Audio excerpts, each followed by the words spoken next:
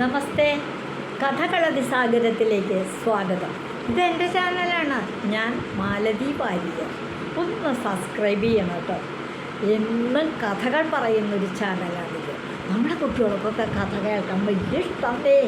ഈ കഥകൾ ഓരോന്ന് കേട്ടിട്ട് പറഞ്ഞു കൊടുക്കും. അവരെ വിളിച്ചടുത്തിരിക്കും. ഒരു 15 വയസ്സിൽ താഴെയുള്ള കുട്ടികൾക്ക്, ഒരു 6 വയസ്സ് 7 വയസ്സ് തൊട്ട് തുടങ്ങി ഇടയ്ക്കുള്ള പ്രായമുള്ള കുട്ടികൾക്ക് കേൾക്കാവുന്ന കഥകളാണ് ഞാൻ ഈ ചാനലിൽ പറയണേ. ഒന്ന് സബ്സ്ക്രൈബ് ചെയ്യുന്ന കേട്ടോ. ഇന്നത്തെ കഥ സുഖിമാനും ദുഃഖിമാനും. സുഖിമാൻ എന്നുള്ള പേരുകൊണ്ട് തന്നെ ആളുടെ സ്വഭാവം അറിയാം. എന്താ സുഖമായിട്ട് ദിവസവും സുഖമായിട്ടുള്ള ജീവിതം, മറ്റാരെ പറ്റി ഒരു ചിന്തയില്ല.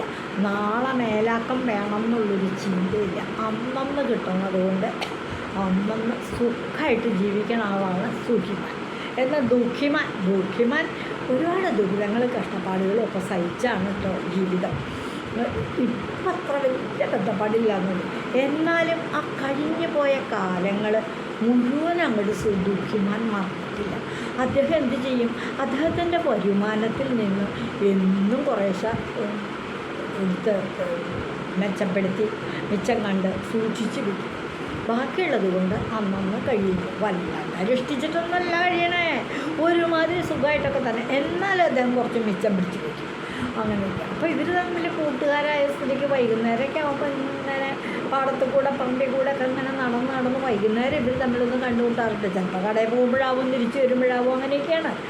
അങ്ങനെ ഇരിക്കും ഈ സുഖിമാനോട് എന്നും പറയൂ. ഇപ്പോൾ ഈ ദുഃഖിമാൻ പറയും, എടോ നമ്മുടെ ഈ അന്നാന്ന് കിട്ടണത് അന്നാന്ന് അങ്ങോട്ട് ചിലവഴിച്ച് സുഖമായിട്ട് ജീവിക്കുക എന്ന് പറയണത് ശരിയല്ല. അത് ശരിയല്ല. നാളെയും നേരം വിളിക്കില്ലേ? ഒരു ദിവസം നമുക്കിപ്പോൾ വരുമാനം ഇല്ലെങ്കിൽ നമുക്ക് കഴിച്ചു വിടണ്ടേ? ദിവസങ്ങൾ അവിടെ തള്ളിയേക്കണ്ടേ എന്നത്. അപ്പോൾ അതുകൊണ്ട് കുറച്ച് മിച്ചം വയ്ക്കണം. എനിക്കതാ പറയാനുള്ളത്. ഓ, എന്ത് മിച്ചം വയ്ക്കണം? പിന്നെ സുഖിമാന ഞങ്ങൾ പുച്ഛമായിട്ട് തള്ളിക്കള്ളു, പരിഹസിച്ചു ഇയാളെ. താനങ്ങ് മിച്ചം വയ്ക്കേ, എന്നിട്ട് ഉണ്ടാക്കി വയ്ക്കേ. എന്ത് കാര്യം? ആർക്കാണ് ഉണ്ടാക്കി വയ്ക്കണേ? ഇതും വേണ്ട. അന്നന്ന് കിട്ടേണ്ടത് അന്നന്ന് സുഖമായിട്ട് അങ്ങോട്ട് കഴിക്കുക. അതാ വേണ്ട. എനിക്കത് അത്ര താല്പര്യമില്ല. എനിക്ക് കുറച്ചെങ്കിലും മിച്ചം വച്ചാലേ ഒരു സുഖമുള്ളൂ. അങ്ങനെയാണ് എൻ്റെ ഒരു ജീവിതം. മിച്ചം വച്ചാൽ എനിക്കങ്ങനെ മിച്ചം വയ്ക്കലൊന്നുമില്ല. അന്നന്ന് കിട്ടുന്നത് കൊണ്ട് അന്നന്ന് സുഖമായിട്ട് അങ്ങോട്ട് കഴിക്കില്ല. അങ്ങനെ അവർ സുഖമായിട്ട് സുഖിമാൻ അങ്ങനെ സുഖമായിട്ട് ദുഃഖിമാൻ അങ്ങനെ കുറച്ചും മിച്ചം വെച്ചുകൊണ്ട് ജീവിക്കാൻ തുടങ്ങി. അങ്ങനെ കുറച്ച് നാൾ കഴിഞ്ഞപ്പോൾ എന്തെന്നില്ലാത്ത വരൾച്ച നാട്ടിൽ. വരൾച്ച വന്നപ്പോൾ എന്താ വെച്ചാൽ മഴയില്ല, കൃഷിയൊക്കെ നശിച്ചു. മറ്റ് കന്നുകാലികളൊക്കെ ഈ വളർത്തുമൃഗങ്ങൾക്ക് പോലും കുടിക്കാനും കുളിക്കാനും ഒക്കെ ഉള്ള വെള്ളമൊക്കെ കഴിഞ്ഞു. മനുഷ്യർക്കുള്ള കുളങ്ങളും കിണറുകളും പുഴകളും ഒക്കെ വറ്റി. വെള്ളത്തിന് ബുദ്ധിമുട്ട്, കൃഷിയൊക്കെ ഉണങ്ങിപ്പോയോണ്ട് ഭക്ഷണത്തിന് ബുദ്ധിമുട്ട്, ധാന്യങ്ങളൊന്നുമില്ല. അങ്ങനെ വന്നു കഴിഞ്ഞപ്പോൾ എന്ത് ചെയ്തു? സുഖിമാൻ്റെ കാര്യം ഒരു കഷ്ടമായി. വല്ലാത്ത സുഖമായി പോയില്ലേ. ഒന്നും വരുമാനമില്ല, പണവും ഇല്ല, പണിയില്ല, ഒരു വരുമാനവും ഇല്ല. അപ്പോൾ എങ്ങനെയാണ് ജീവിക്കണേ? വല്ലാണ്ട് കഷ്ടപ്പാട് തന്നെ. ഒന്നും കിട്ടാനില്ല. കടയിൽ കാശ് കൊടുത്താൽ തന്നെ ഒരു സാധനവും കിട്ടാനില്ല. പിന്നെ ഇപ്പം എന്താ വെച്ചാൽ വല്ലതും കയ്യിലുള്ളവരൊക്കെ അതുകൊണ്ട് കഷ്ടിച്ച് കുത്തിച്ച് വല്ലതൊക്കെ കഴിക്കുന്നു. അങ്ങനെ ഇരിക്കും. ഈ ദുഃഖിമാന് വലിയ വിഷമം ഉണ്ടാവില്ല. കാരണം അദ്ദേഹം എന്നും കുറേശ്ശെ മിച്ചം വയ്ക്കാറുണ്ട്. അദ്ദേഹം ഓരോരോ ചാക്ക് എടുക്കും. കുറച്ച് ആവശ്യത്തിന് മാത്രം ഭക്ഷണത്തിനുള്ള ധാന്യങ്ങൾ എടുക്കും. ഉണക്കും, പൊടിക്കും, നെല്ലാണെങ്കിൽ കുത്തും, അരി വയ്ക്കും, ഗോതമ്പാണെങ്കിൽ പൊടിക്കും. അങ്ങനെ അയാൾ ജീവിക്കാൻ തുടങ്ങി. അങ്ങനെ ഇരിക്കുകയും ഇവർ വീണ്ടും കണ്ടു. സുഖിമാനും ദുഃഖിമാനും കണ്ടു.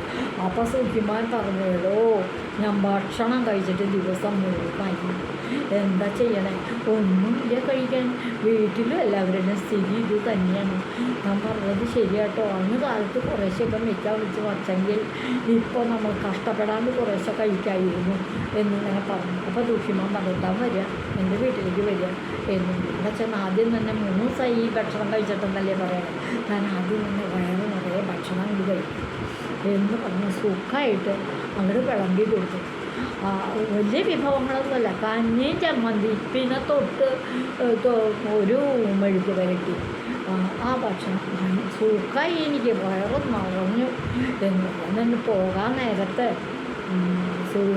ദുഃഖിമാൻ ഒരു സഞ്ചിയിൽ കുറേ അരി, പിന്നെ ഒരു സഞ്ചിയിൽ കുറേ ഗോതമ്പ് പൊടി, ഇതൊന്നും കൂടാതെ കണ്ട് 2-3 തേങ്ങ വല്ല ചമ്മന്തി അരികോ വല്ലതും ചെയ്യാൻ പറ്റുള്ളൂ. എന്ന് വെച്ചാൽ ഉപ്പ്, മുളക്, വേണ്ട സാധനങ്ങളൊക്കെ ഒന്ന് കൊടുത്തു വിട്ടു. എവിടെയെങ്കിലും വീട്ടിൽ പോയിട്ട് ഭാര്യയ്ക്കും കുട്ടികൾക്കും ഒക്കെ എന്തെങ്കിലും കഞ്ഞി ഉണ്ടാക്കി കഴിക്കാനായിട്ട് കൊണ്ടുപോയി വീട്ടിലെ ആവശ്യത്തിന് കൊണ്ടുപോയി കൊടുക്കുകയും ചെയ്തു. അപ്പോൾ സുഖിമാന സഞ്ചികളൊക്കെ മേടിച്ചു. ഇത്തിരി നേരം സഞ്ചികളൊക്കെ ഇങ്ങോട്ട് കയ്യിൽ നിന്ന് മേടിക്കണതിന് മുൻപായിട്ട് ഇതൊക്കെ കൊണ്ടുപോയി നമ്മളിത് ദുഃഖിമാനെ അങ്ങോട്ട് കെട്ടിപ്പിടിച്ചു. സങ്കടം കൊണ്ട് അങ്ങോട്ട് കരഞ്ഞു. അയ്യോ, എന്നോട് കുറേശ്ശെ മിച്ചം വയ്ക്കാൻ പറഞ്ഞപ്പോൾ എനിക്ക് തന്നോട് പുച്ഛമാണ് തോന്നി. ഞാൻ തന്നെ പരിഹസിക്കുകയാണ് ചെയ്തത്. ഇപ്പം ഞാൻ അതിനൊക്കെ പശ്ചാത്തപിക്കുന്നു. ശരിയാണ്, നമുക്കുള്ള കാലത്ത്, നല്ല കാലത്ത് എന്താണോ നമുക്ക് കിട്ടണത് അതൊന്നും നമ്മൾ മുഴുവൻ അങ്ങോട്ട് ചിലവാക്കരുത്. കുറച്ച് കരുതി വെക്കേണ്ടത് വളരെ വളരെ അത്യാവശ്യമാണ്. താനാ പറഞ്ഞതിൻ്റെ അർത്ഥം എനിക്ക് ഇപ്പോഴാണ്, ഇങ്ങനെ ഒരു അനുഭവം വന്നപ്പോഴാണ് മനസ്സിലായത് എന്ന് പറഞ്ഞുകൊണ്ട് ആ സഞ്ചികൾ സാധനങ്ങൾ എടുത്തുകൊണ്ട് സ്വന്തം വീട്ടിലേക്ക് പോവുകയും ചെയ്തു. ഇതാണ് ഇന്നത്തെ കഥ, സുഖിമാനും ദുഃഖിമാനും. ഇതുവഴി വന്നാലും ഇത്തിരി നേരം ഇരുന്നാലും കഥകൾ കേട്ടാലും കളിയായി പറയും കഥയാണേ, കാര്യം പറയും കഥയാണേ. ഈ ചാനലൊന്ന് സബ്സ്ക്രൈബ് ചെയ്യണം. പറ്റുന്നവരോടൊക്കെ ഒന്ന് പറയുകയും വേണം കേട്ടോ. ഇനിയിതാണ് ഇത്രയും പ്രായമായ ഒരു മുത്തശ്ശിയല്ലേ, മുത്തശ്ശിക്കഥയല്ലേ ഈ പറയണത്. ഒന്ന് സബ്സ്ക്രൈബ് ചെയ്യണം കേട്ടോ. നന്ദി.